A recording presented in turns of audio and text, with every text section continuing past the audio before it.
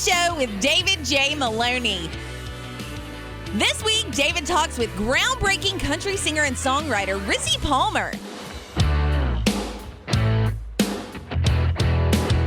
And now, here's your host, David J. Maloney. Welcome to everyone at home, and I would normally say our studio audience to the weekly show. I'm your host, David J. Maloney. I say normally, as we would usually shoot the show before a small studio audience at the Hard Rock Hotel and Casino. But as you can see, we are still in the last few weeks of shooting from home due to coronavirus concerns. We should be back to shooting live-to-tape shows in the studio fairly soon.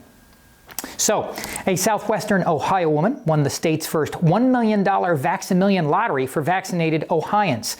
She says she's experienced side effects, though, including pain at the injection site and headaches from long-lost relatives looking to borrow money. In New York City, a private high school has apologized for teaching a class on pornography. Times have changed.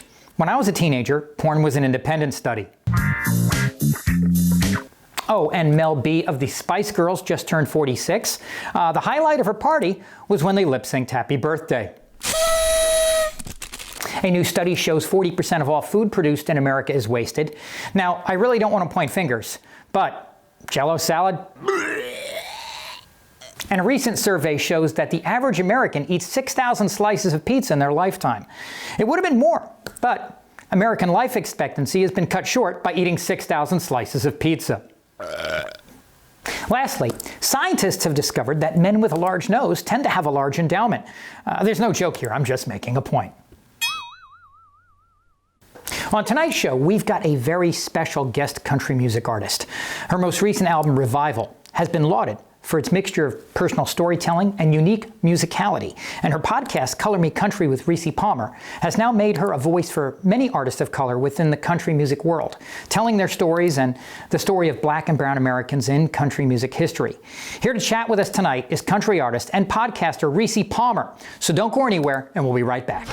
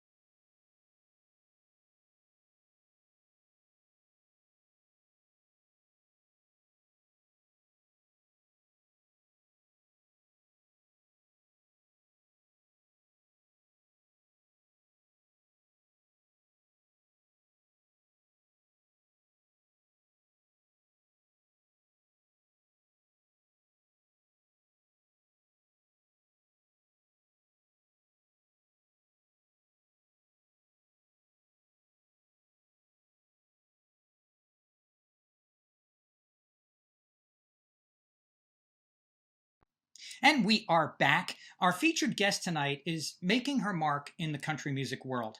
Her most recent album, Revival, was hailed for its artistry and personal storytelling. And her fantastic podcast, Color Me Country with Rissi Palmer, has become a repository of knowledge and a voice for people of color within the country music world. Please give a warm weekly show welcome to Rissi Palmer. Rissi, welcome to the show. Thank you for having me. I'm glad to be here. So I believe you do you call North Carolina home now? I do. I'm talking to you from Durham, North Carolina. And is that where you grew up? No, I grew up, I was born in Swickley, Pennsylvania, and I grew up in Eureka, Missouri. Now, was there a lot of music in your home at the time? Is that where you kind of got some of your early influences from, or did you learn that later? Absolutely. My parents were huge music fans, and we listened to so much music. Neither one of my parents are musicians. I'm the only musician, but they were avid music fans, and we were always going to see live music and that sort of thing. So yeah, my influences totally came from what my parents were listening to. Now, at what point did country music come into the picture for you? It always was. It was just a part of what we listened to. Both my parents are Southern. They're both from Georgia. And so we listened to Patsy Cline and Kenny Rogers and Dolly Parton just as much as Shaka Khan and Tina Turner and Earth, Wind and Fire and everything like that. So I got a good mix of music growing up.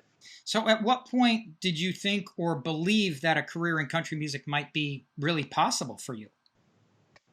I'm gonna be perfectly honest with you. It was because of my managers at the time. When I was 18 years old, I started working with two women by the name of Us Girls Entertainment was the name of their company. Okay. And we started working on a demo.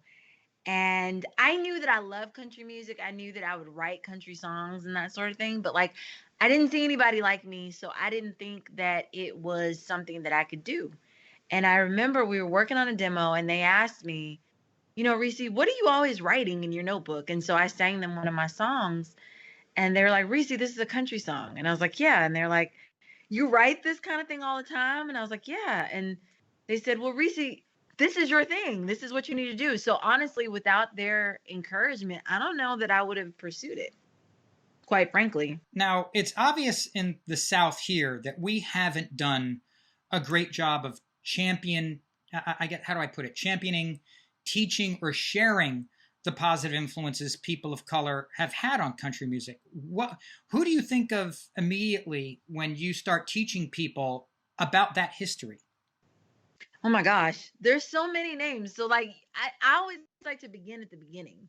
So, the Carter family is thought of as the first family of country music. And a lot of their music is extremely foundational and has been inspirational to artists for years. Well, the Carter family, like Ma Carter, learned how to play the guitar from a Black preacher by the name of Lesley Riddle, who acted as an A&R person for them. Of course, he didn't get the credit for that, but he was. And he was the person that went out and found a lot of songs that were on their first album. I think of DeFord Bailey. DeFord Bailey was the first sound that anybody heard on the old radio show for the Grand Ole Opry.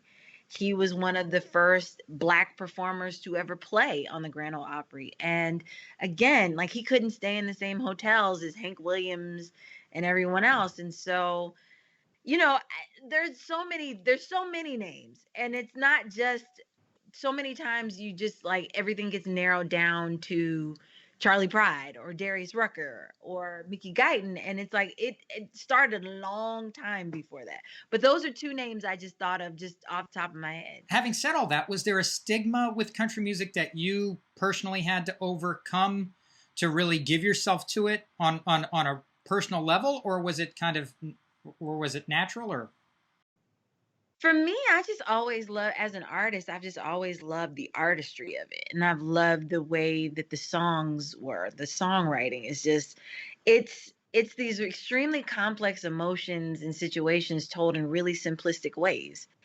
And there's an art to that. And as a songwriter, I've always aspired to I want to master that.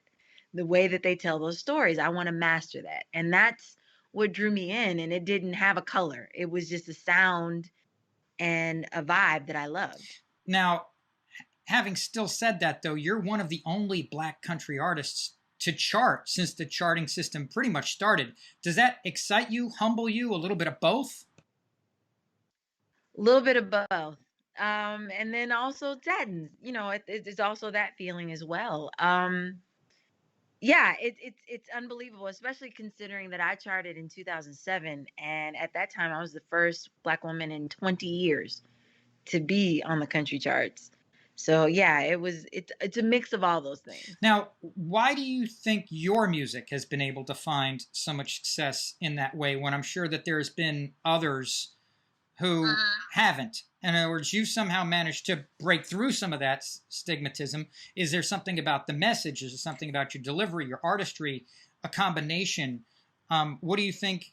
What might you attribute that to? I wish I could sit here and tell you, Or is it like, just damn good? I wish I could sit here and be like, "Oh, it's because it's me, David. That's all." Yeah. No, I think honestly, I mean, like the real answer to this question, and like ego aside, I think that I had a tremendous amount of resources be put behind my music. And yeah, I think I'm a good singer. Yeah, I think I'm a great songwriter, or not a great song, but a good songwriter. And all of the above, and I think I'm cute and fun and all those things. But like there's a lot of cute, fun, talented people that don't have the resources that I did that were put behind me. And so, that's a driving force behind a lot of the work that I do now, because a lot of people don't have those resources. So yeah. And when you first started, you had the opportunity to play the Grand Ole Opry, and then you had kind of a full circle moment where you were able to do it again, right? Well, so I just want to clarify, because I think the press release kind of made this sound. So I had actually gotten to play the Grand Ole Opry like 5 times at that point, like between 2007 and 2009. I'd played it like 5 times, which was amazing every time. But this year I got to play it for the first time in 13 years. After 2009, I hadn't had an opportunity to play again. And so this was my first time back in 13 years, and it was amazing. Well, let me ask you this. What song, whether it be yours or someone else's, gives you the most personal joy to play? That's a great question. Can I take 2 songs? Yeah. They're your songs. Awesome. Or somebody else's songs. I really love to play my song Butterflies. It's from my first album. I love that song, and it's a really special song to me because it was one of the first things that I ever sat down with a guitar and like completely composed, and like that was the music. And so what you hear is what I wrote on my couch. And I was like 19, and I love that song. And it has special meaning to me because when my husband proposed to me, our wedding rings have butterflies on the, but you can't see that, but there's butterflies on the back of them, and it's because of that song. So I love that. And then another song that I've started performing recently that I really, really love is Linda Martell's Bad Case of the Blues. Linda Martell is a very special person to me. She was the first Black woman to ever play the Grand Ole Opry. And that song was one of her, one of the big songs from her only album.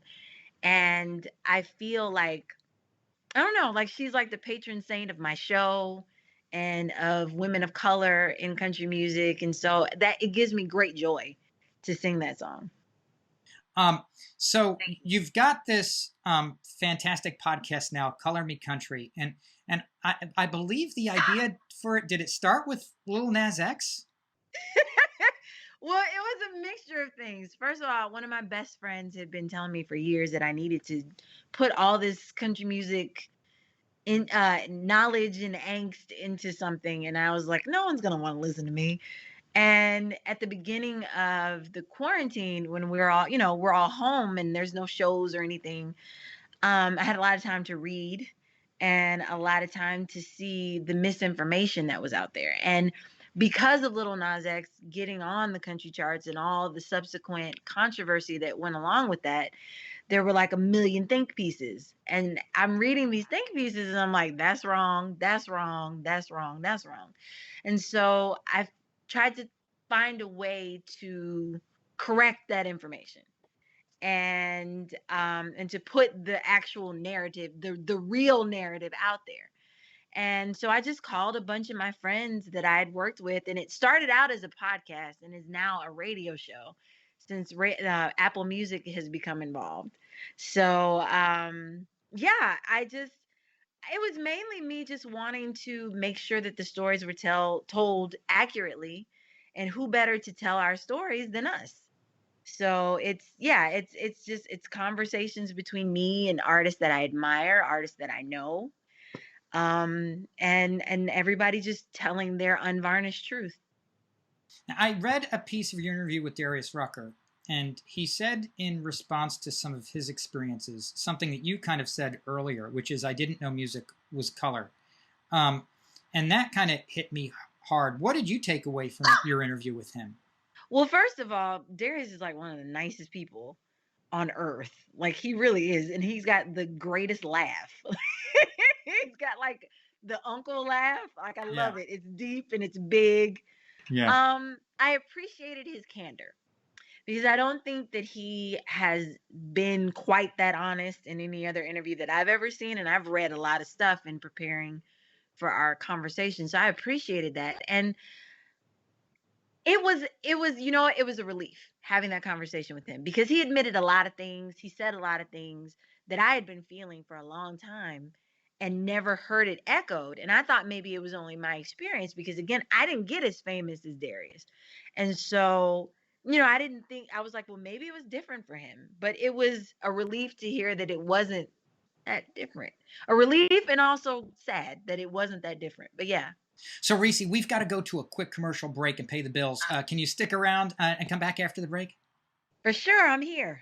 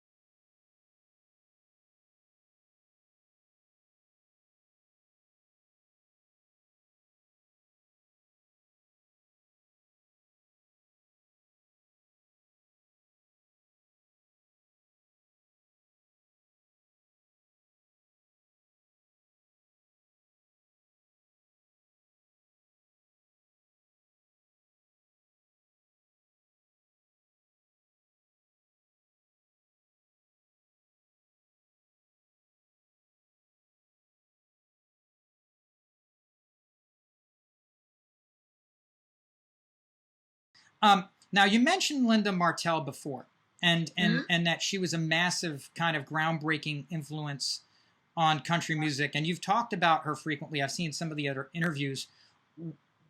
Tell us a little bit more about her story, because there's a lot of people who don't know it as much as they should, it seems. Yeah.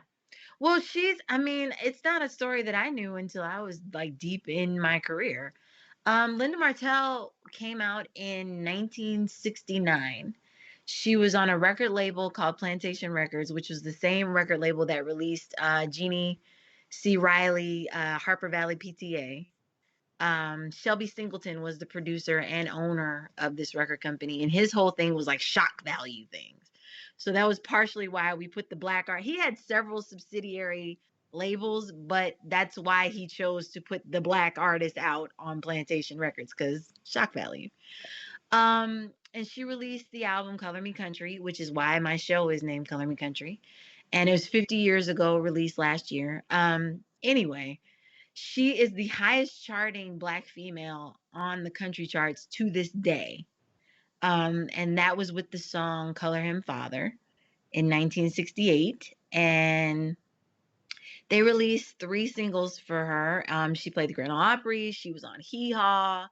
She did all the Lawrence Welk, like she did all the big shows of the time. And she's a fantastic singer, great performer, all of that. And it just, after the first single, nothing else stuck. And there's a lot of different theories as to why it didn't work. But she was meant to be the counterpart to Charlie Pride, since Charlie Pride came out at the same time. And so after the third single, they decided to just end it and move on and do something else. And she went on to record a whole new project that ended up being shelved, and was told, you can't be recording if we're not sanctioning you recording. And if you do, we're just not going to work with you. So she was effectively blacklisted from the business. She left Nashville. She moved to South Carolina, went by her original name, her birth name, her given name, and raised children, drove a school bus for a while. She still performed around town and that sort of thing. And she's like a local celebrity there. People love her. And she never came back to Nashville again. And now they're working, her family is working on a documentary about her life right now. Let me ask you this. What do we do now to help try to avoid some of these mistakes of the past?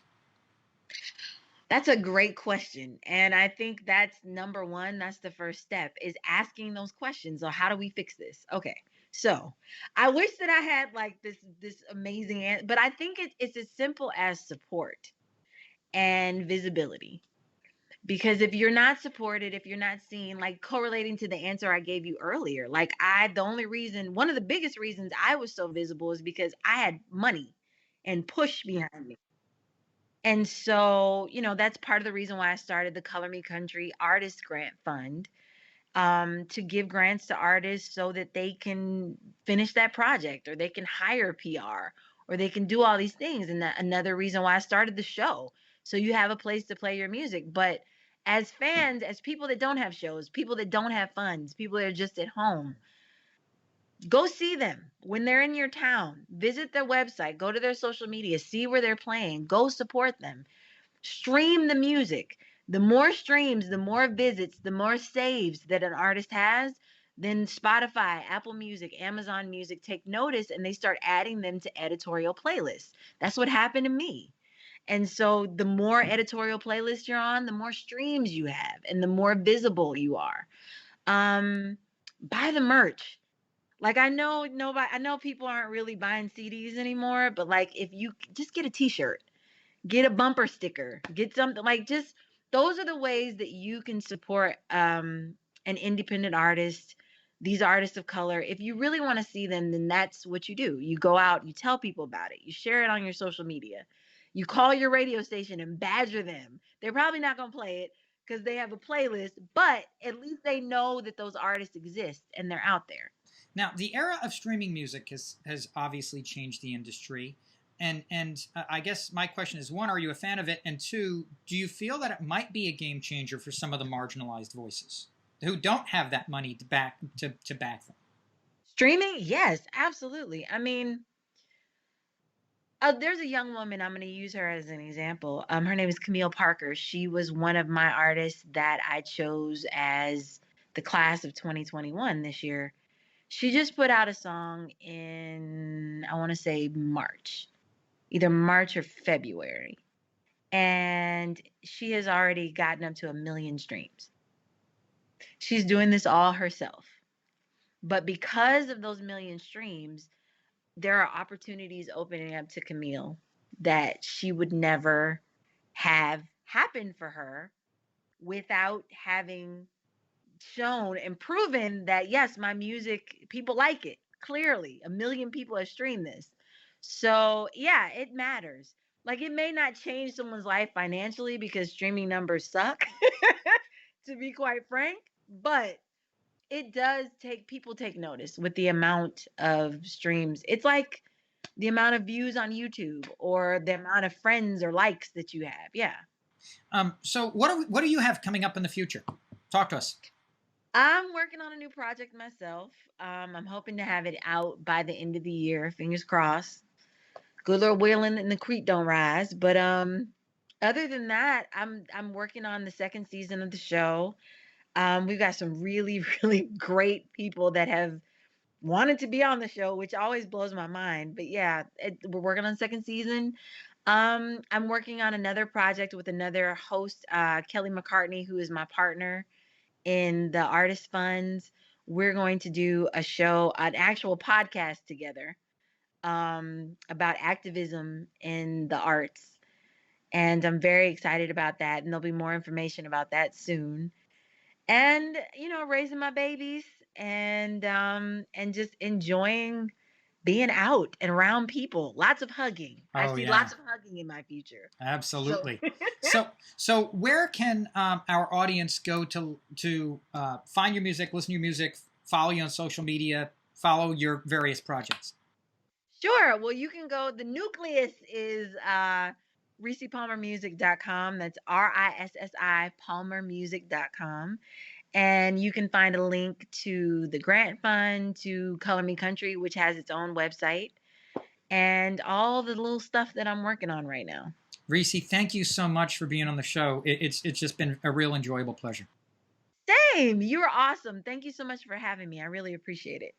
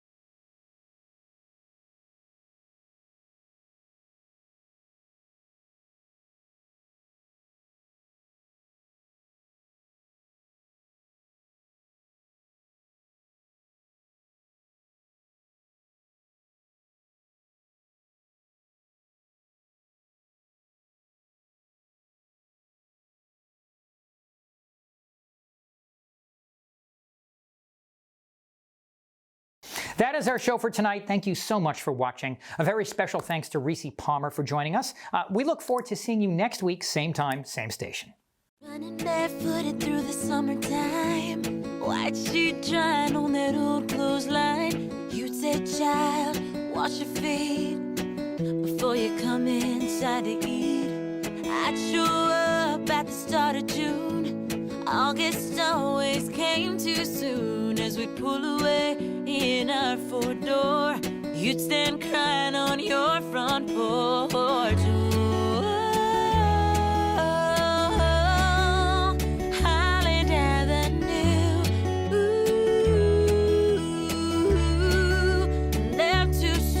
Take 20 years, a few left turns to get me back to where you were when love was still in Somerville. Shed a tear, I crack a smile when I let my mind wander down the country mile where love is real in Somerville. You take a ham bone and flat green beans, turn a bear covered into a feast. If you didn't have nothing, you couldn't tell me. You always had my cherry ice cream. You raised us all on kisses and honey, Jesus and switches, stretching money. You knew God and you gave him to us.